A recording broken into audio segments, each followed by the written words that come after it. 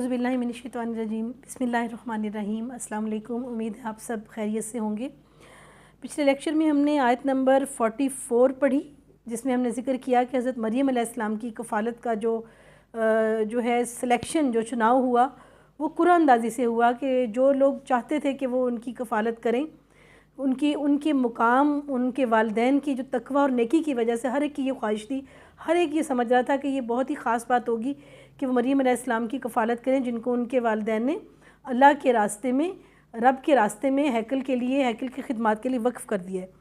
تو نبی پاک صلی اللہ علیہ وسلم کو اللہ نے یہ سب کی سب خبریں دیں تاکہ وفد نجران کا جو ہے وہ تمام سوالوں کے جواب دیں، انہیں کے دین کے بارے میں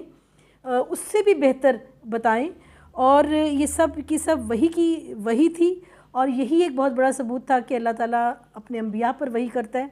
کیونکہ یہ سارے واقعات تو تقریباً 600 سال پہلے ہوئے تھے۔ حضرت عیسیٰ علیہ السلام کا اور نبی پاک صلی اللہ علیہ وسلم کا جو فرق ہے 570 سال کا درمیان میں وقفہ ہے۔ اتنے پرانے واقعات میں نبی پاک صلی اللہ علیہ وسلم اس وقت موجود نہ تھے، یہ قرآن پاک نے گواہی دی، نہ وہ دیکھ رہے تھے، یہ قرآن پاک نے گواہی دی۔ یہ سب کا سب مشاہدہ اللہ تعالیٰ نے ان کو کروایا اور اپنے وحی کے ذریعے یہ سب علم ان کو اس وقت دے دیا۔ آیت نمبر 45، جب فرشتوں نے کہا اے مریم، اللہ تعالیٰ تجھے اپنے ایک کلمے کی خوشخبری دیتا ہے۔ اللہ کا کلمہ یعنی حضرت عیسیٰ علیہ السلام کے لیے یہ ورڈ یوز ہوتا ہے، اللہ کا کلمہ یعنی اللہ کے الفاظ، اللہ کا کن کہنا، کیونکہ حضرت عیسیٰ علیہ السلام کی پیدائش اللہ کے حکم سے، اللہ کے کن سے ہوئی تھی، جس کا نام مسیح عیسیٰ بن مریم ہے، یعنی ان کا نام بھی جو ہے اللہ کی طرف سے طے شدہ تھا، مسیح عیسیٰ۔ مسیح کا مطلب ہے دنیا بھر میں سیر کرنے والا، سیاحت کرنے والا، اور جو ہے اس کے علاوہ مسیح ہاتھ پھیرنے والے کو بھی کہتے ہیں، چونکہ حضرت عیسیٰ علیہ السلام ہاتھ پھیر کر بیماروں کو شفا عطا کر دیتے تھے، اس لیے جو ہے ان کے نام مسیح آتا ہے۔ اور عیسیٰ کا مطلب ہے نجات دہندہ، یعنی نجات دہندہ، سیویئر، ریڈیمر، ہر نبی اپنی قوم کا نجات دہندہ ہوتا ہے۔ مثلا حضرت موسیٰ علیہ السلام نے فرعون کے جو تھا ظلم سے اپنی قوم کو نجات دلائی۔ اسی طرح حضرت یوسف علیہ السلام نے یہ جو ہے پولیتھیزم یعنی کہ جو دیوتاؤں کی جو پوجا کی جاتی تھی اس کو ختم کیا، اس ظلم کو، اس ناانصافی اور وہ جس طرح سے جو ہے ٹیمپل لوگوں کی لوٹ مار کر رہے تھے، اس چیز کو ختم کر کے وہاں پر خدا یکتا کی جو ہے عبادت کو عام کیا اور ان کو قحط سے نجات دلائی۔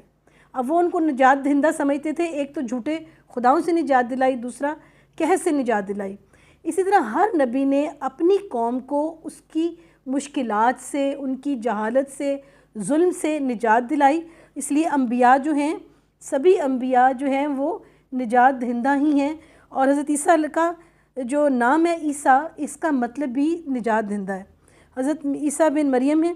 جو دنیا اور آخرت میں ذی عزت ہے، اور وہ میرے مقربین میں سے ہے، ان کے بارے میں اللہ نے قرآن پاک میں گواہی دی کہ وہ دنیا اور آخرت میں دونوں میں جو ہے نا بہت عزت اور بہت بڑے مقام پر ہیں، اور میرے بہت ہی مقربین، میرے قریب ترین لوگوں میں سے وہ ایک ہیں۔ وہ لوگوں سے اپنے گہوارے میں باتیں کرے گا اور ادھیڑ عمر میں بھی، یعنی اس کے بعد ان کے معجزات شروع ہو رہے ہیں۔ جب حضرت مریم علیہ السلام کو اللہ نے یہ بشارت دی کہ آپ کو بغیر نکاح کے، بغیر جو ہے کسی تعلق کے جو ہے اللہ کی طرف سے آپ کو ایک بیٹے کی خوشخبری ہوتی ہے،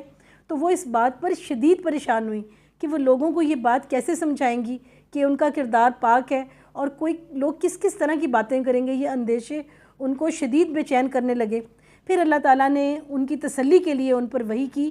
کہ آپ کو جو ہے کسی سے کچھ کہنے کی ضرورت نہیں ہوگی، یہ چھوٹا جو بچہ ہوگا، جو بیٹا اللہ عطا کرے گا، وہ خود بتائے گا وہ کون ہے، اور وہ خود جو ہے آپ کے اور اپنے بارے میں لوگوں کو بتائے گا، اور یہ ایک معجزہ ہوگا، اور یہ آپ کو اس مشکل سے نجات دے گا جس کا آپ کو اندیشہ ہے۔ تو وہ جو ہے لوگوں سے اپنے گہوارے میں باتیں کرے گا اور ادھیڑ عمر میں بھی، یعنی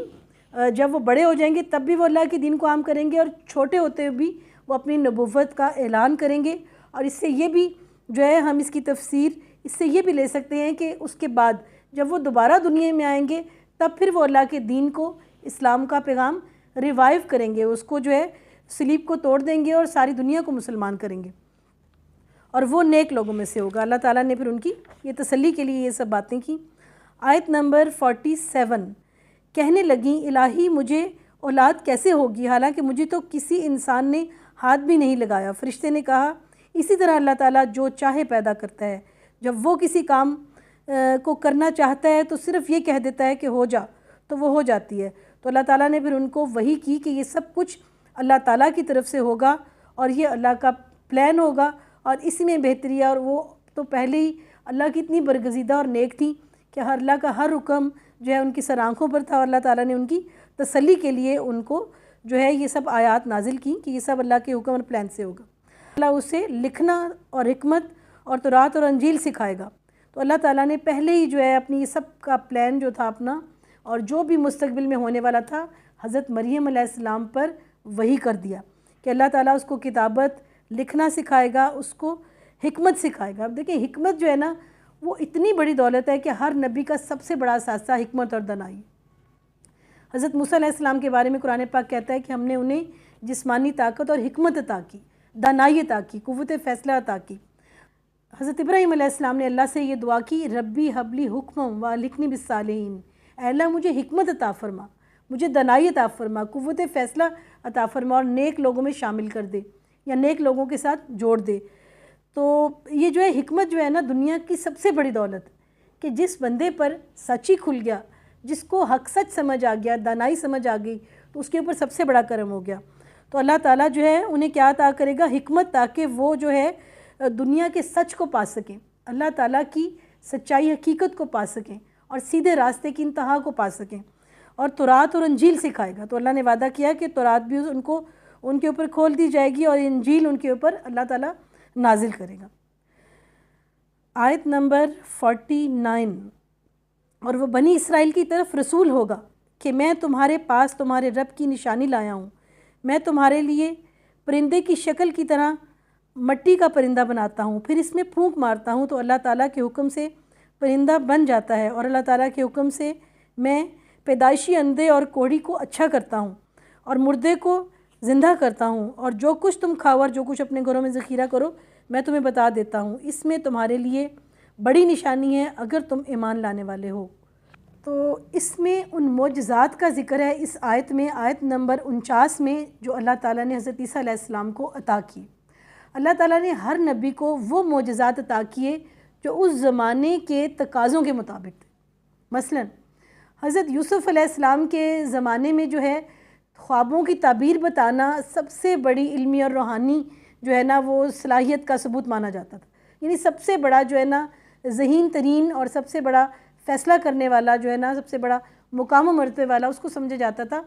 جو خوابوں کی صحیح تعبیر بتا دیتا تھا۔ تو اللہ تعالیٰ نے اس وقت ان کو خوابوں کی تعبیر کا علم دیا، جس سے انہوں نے اپنے مصر کے جو فرعون کو متاثر کیا، مصر کی عوام کو متاثر کیا، اور میرٹ پر وہ جو ہے نا سب سے بڑے عہدے کے لیے منتخب ہوئے۔ اسی طرح حضرت موسیٰ علیہ السلام کی قوم میں جادو جو ہے وہ ایک علم کا درجہ رکھتا تھا، جادوگر عالموں کی جو ہے نا مقام رکھتے تھے۔ تو پھر حضرت موسیٰ علیہ السلام کو اللہ تعالیٰ نے عصا عطا کیا، ید بیضا عطا کیا کہ ان کا جو ہے عصا اژدہا بن جاتا تھا۔ تو انہوں نے اللہ کا وہ روحانی معجزہ کہ اس تمام جادوگر سجدے میں گر گئے اور ایمان لے آئے، کیونکہ وہ ان کے علم سے آگے کی بات تھی۔ حضرت داؤد علیہ السلام کے وقت میں جو ہے نا جنگی ساز و سامان سب سے بڑی ضرورت تھی، اور ایک طاقت جو ہے نا کہ طاقت کا مظاہرہ کہ جو ہے بادشاہ جو ہے طالوت جو ہے نا وہ جالوت کو اور اس کے ظلم کو ختم کر سکے۔ تو اللہ تعالیٰ نے حضرت داؤد علیہ السلام کو جو ہے ان کے ہاتھ پر لوہا نرم ہو جاتا تھا، اور وہ جنگی سامان جو ہے وہ سب جو ہے بہت تیزی سے جو ہے نا یہ کام کر لیتے تھے، اور ان کو اللہ تعالیٰ نے اتنی طاقت دی تھی کہ انہوں نے اپنے آلے سے جو ہے نا جالوت کا خاتمہ کر دیا تھا۔ اسی طرح حضرت سلیمان علیہ السلام کے زمانے میں شیطانی طاقتیں بہت آگے بڑھ گئی تھیں، یعنی ایول پاور، جو کہ آج کل بھی شیطانی چیزیں جو ہے نا وہ بڑھتی جا رہی ہیں۔ اسی لیے پھر جو ہے نا کیا ہوگا کہ آخر کار انتہا پر جا کے یہ سب کی سب مسیح الدجال کی شکل اختیار کریں گے، اور اس کے خاتمے کے لیے پھر جو ہے نا حضرت عیسیٰ علیہ السلام اور امام مہدی تشریف لائیں گے۔ تو آج کل جیسا ہے کہ شیطانی چیزیں بڑھتی جا رہی ہیں، اس زمانے میں حضرت سلیمان علیہ السلام کے زمانے میں بھی شیطانی جو ایول پاورز ہیں وہ بڑھتی جا رہی تھیں۔ تو اللہ تعالیٰ نے حضرت سلیمان علیہ السلام کو جنات پر قابو جو ہے نا کی طاقت عطا کی تھی، اور ہوا کے اوپر ان کو جو ہے نا با اختیار بنا دیا تھا۔ تو حضرت محمد صلی اللہ علیہ وسلم کے ٹائم میں کیا تھا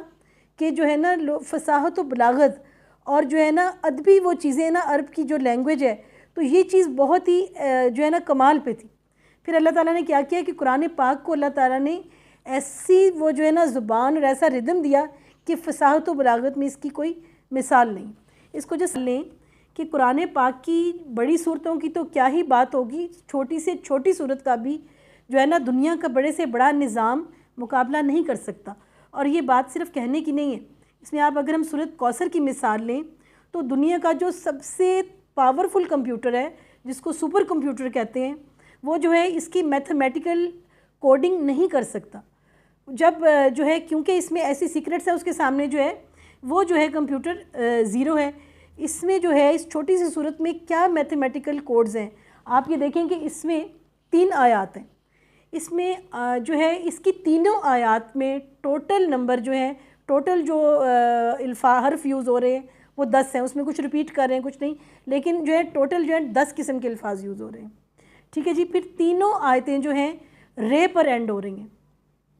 اور اس میں وہ لفظ جو صرف ایک بار ان تینوں میں ریپیٹ ہوئے ہیں ان کی ٹوٹل تعداد 10 ہے، اور وہ لفظ جو ان تینوں میں بار بار آیا ہے وہ الف ہے، اور وہ ٹوٹل 10 بار آیا ہے۔ اور قرآن پاک کی وہ صورتیں جو رے پر ختم ہو رہی ہیں ان کی ٹوٹل تعداد 10 ہے،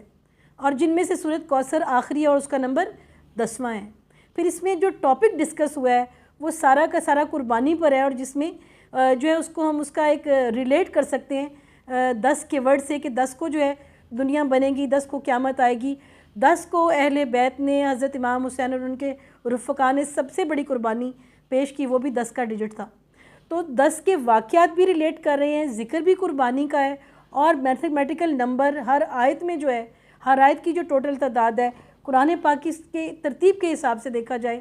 کہ رے والی ٹوٹل 10 ہے اور سورۃ کوثر اس میں 10ویں ہے۔ یہ تو ایک چھوٹی سی صورت کی میتھمیٹیکل کیلکولیشن ہے جس کے سامنے سپر کمپیوٹر فیل ہے۔ تو آپ دیکھیں گے باقی صورتوں میں کیا کیا جو ہے میریکلز ہوں گے۔ تو قرآن پاک جو ہے فصاحت و بلاغت اور جو ہے جو اس کے اندر راز چھپے ہوئے ہیں اس کا اتنا بڑا شاہکار ہے کہ اس کے اسی لیے قرآن پاک میں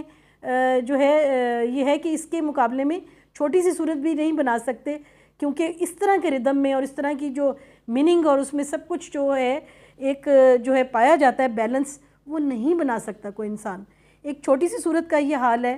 تو انشاءاللہ باقی بھی صورتوں کے اندر جو میریکلز چھپے ہوئے ہیں وہ انشاءاللہ ہم اپنے مختلف لیکچرز میں آپ سے شیئر کریں گے۔